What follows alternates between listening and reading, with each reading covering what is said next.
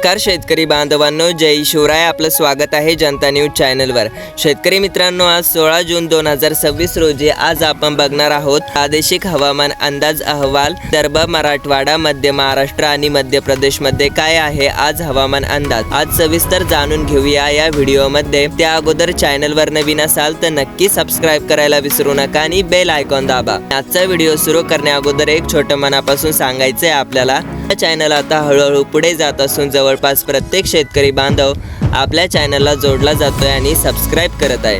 हे फक्त तुमचं प्रेम आणि विश्वासाचं प्रतीक आहे, त्यामुळे नक्की सबस्क्राईब करून बेल आयकॉन दाबा. शेतकरी मित्रांनो, आता आज आपण बघणार आहोत सद्यस्थिती काय आहे. सध्या विदर्भ, मराठवाडा, मध्य प्रदेश आणि मध्य महाराष्ट्रात मान्सून पूर्व स्थिती निर्माण झाली आहे, म्हणजेच पावसाची शक्यता निर्माण झाली आहे. त्यामुळे तीव्र उष्णतेचा कडाका आणि काही ठिकाणी विजांच्या कडकडाटसह वादळी पावसांचे संमिश्र वातावरण पाहायला मिळत आहे. हो शेतकरी मित्रांनो, जर बघितलं तर विदर्भ, मराठवाडा, मध्य प्रदेश आणि मध्य महाराष्ट्रामध्ये पावसाचे वातावरण, संमिश्र वातावरण तयार झालेले आहे. शेतकरी मित्रांनो, आता बघूया विभागीय सविस्तर हवामान अंदाज. विदर्भामध्ये काय आहे. विदर्भामध्ये तुम्हाला येथे जाणवत असेल की ऑरेंज अलर्ट केलेला आहे. विदर्भात कमाल तापमानात मोठी वाढ झाल्यामुळे तीव्र उष्णते लाटेचा हीट वेव्ह इशारा देण्यात आलेला आहे. मात्र पूर्व विदर्भात आणि इतर काही तुरळक ठिकाणी मेघगर्जना व वादळी वाऱ्यासह हलक्या पावसाची देखील शक्यता वर्तवण्यात आलेली आहे. हो शेतकरी मित्रांनो, विदर्भामध्ये पण ऑरेंज अलर्ट केलेला आहे. शेतकरी मित्रांनो, आता बघूया मराठवाड्यामध्ये काय स्थिती आहे. मराठवाड्यामध्ये हीट वेव्ह अलर्ट आणि रेन अलर्ट दोन्ही पण जारी केलेला आहे. कारण मराठवाड्यात उकाडा आणि कडक ऊन सातत्याने कायम आहे.